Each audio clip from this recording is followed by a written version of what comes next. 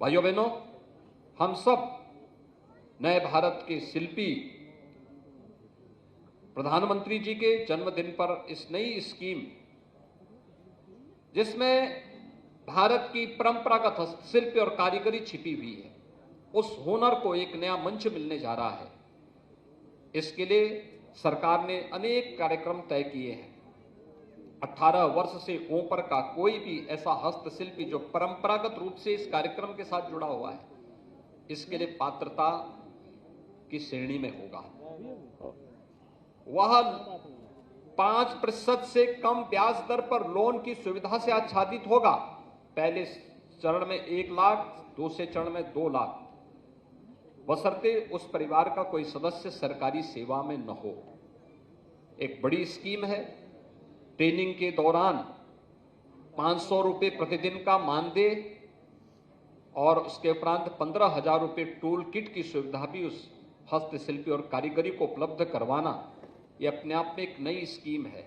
गांव की परंपरागत हस्तशिल्पी और कारीगरी के लिए जो कभी बढ़ई के रूप में, राजमिस्त्री के रूप में, हलवाई के रूप में, चर्मकार के रूप में, स्वर्णकार के रूप में गांव देहात के अलग अलग क्षेत्रों में जाकर के अपनी कला का प्रदर्शन करने का प्रयास करता था, आज नई टेक्नोलॉजी और नई डिजाइन के साथ उसको जोड़ने के एक नए कार्यक्रम का शुभारंभ प्रधानमंत्री जी के द्वारा हो रहा है। 2020 में प्रधानमंत्री जी ने यही तो कहा था कि वोकल फॉर लोकल, उसको प्रोत्साहित करने के जो कार्यक्रम है, उसको एक नई ऊंचाई की ओर ले जाने का एक अभिनव प्रयास।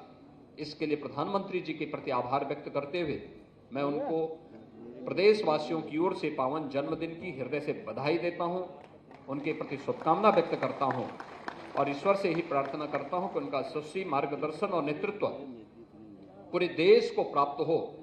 भारत दुनिया की एक महाशक्ति के रूप में उभर करके अपने युवाओं के बल पर, हस्तशिल्पियों के बल पर, कारीगरों के बल पर एक बड़ी ताकत के रूप में उभरे।